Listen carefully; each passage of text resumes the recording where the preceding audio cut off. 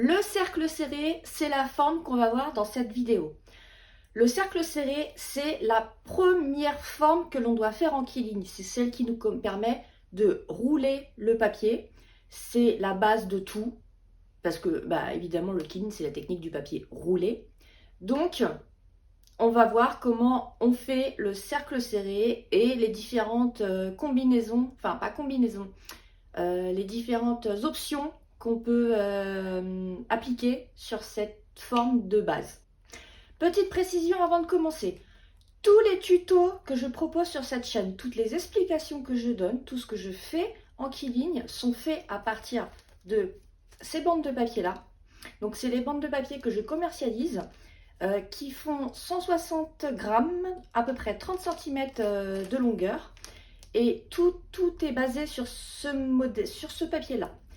Si tu suis les explications avec un autre type de papier, plus fin, plus long, tu peux t'attendre à un résultat légèrement différent. La base est la même, il n'y a pas de problème. Mais peut-être que ce sera un cercle un peu plus gros, un peu plus petit. Peut-être que pour un gabarit, il faudra utiliser un gabarit plus petit ou plus large. Voilà, il faudra peut-être juste un petit peu s'adapter. Mais sinon, ce que je fais, moi, c'est que je travaille avec ces papiers-là que tu peux trouver sur mon site internet, lachromisazoline.fr. Eh bien, c'est parti pour la mise en pratique. Direction l'atelier. Donc dans cette vidéo, je vais faire le cercle serré. Alors je vais faire 4 cercles serrés de 4 tailles différentes parce qu'en fait, on va bien voir ensemble que la longueur de la bande va impacter sur la taille du cercle. Donc je vais le faire avec une bande entière, une demi-bande, un quart de bande et un huitième de bande. Donc à peu près, on est à peu près à 30 cm, 15 cm, 7 cm et demi et 3,5. Hop, c'est parti, on va commencer par la plus grande. Donc, comme d'habitude, on insère le bout du papier dans la fente du stylet, on le bloque et on tourne donc tout au bout en faisant attention de rouler bien droit. Regardez la position de mon index qui me permet à peu près de contrôler le déplacement du papier. Donc voilà, là, je mets un petit point de colle.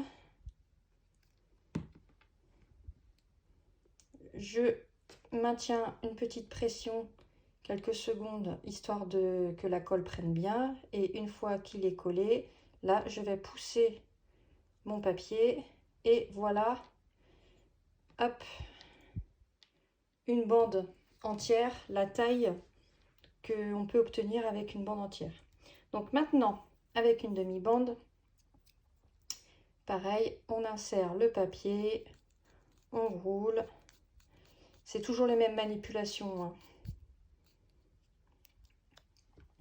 Un point de colle. On maintient quelques secondes le temps que la colle accroche bien.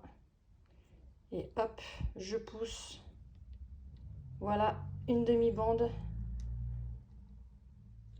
La taille, en fait, on a 2 fois plus petit le cercle, quoi.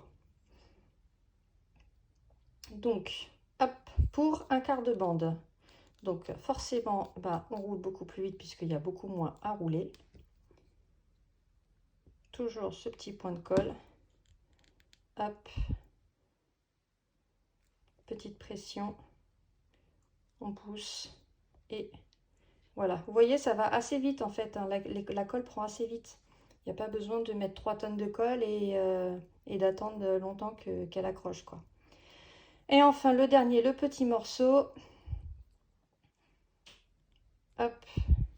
Forcément, là, il se roule très très très vite. Forcément, il n'y a presque rien à rouler. Toujours ce petit point de colle. On appuie. Hop.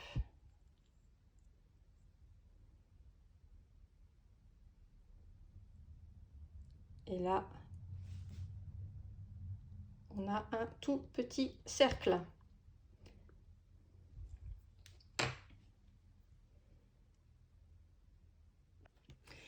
Et donc voilà les tailles qu'on peut obtenir avec les bandes. Alors c'est toujours les bandes que moi je fournis, hein. Donc là, une bande entière, on va obtenir un cercle comme ceci. Une demi-bande, on va obtenir cette taille-là. Un quart de bande, on va obtenir cette taille-là. Et enfin, un huitième de bande, donc c'est vraiment un tout petit morceau de papier, on va obtenir cette taille-là. Voilà, donc en fonction des projets, on va choisir la longueur de la bande qu'on va avoir besoin pour réaliser le projet en question. Je termine cette vidéo avec une petite mise en pratique. Alors là, par exemple, j'ai fait 5 cercles serrés avec une demi-bande, donc 1, 2, 3, 4, 5. Et en fait, eh ben, par exemple, je vais pouvoir faire une sorte de petite fleur avec 5 pétales, par exemple, en les associant comme ça, voilà. Donc là, je ne les ai pas collés, c'est pour vous montrer ce qu'on peut faire. Mais voilà un exemple d'association des formes à partir du cercle serré. Et voilà, j'espère que cette vidéo a été très claire pour toi. Tu peux voir l'impact de la longueur de papier que tu vas utiliser sur la taille de ta forme finale. Donc maintenant, à toi de choisir selon le projet que tu as, si tu as besoin d'une grande bande, d'une petite bande, si tu as besoin d'un gros cercle serré ou d'un tout petit cercle serré. Selon les projets, il faut s'adapter. Et si tu as aimé cette vidéo, un petit like, ça me fait plaisir, ça m'encourage pour la suite. Et puis si tu veux ne pas rater les suivantes et toujours découvrir plus de trucs en keying, abonne-toi à la chaîne et puis à très vite.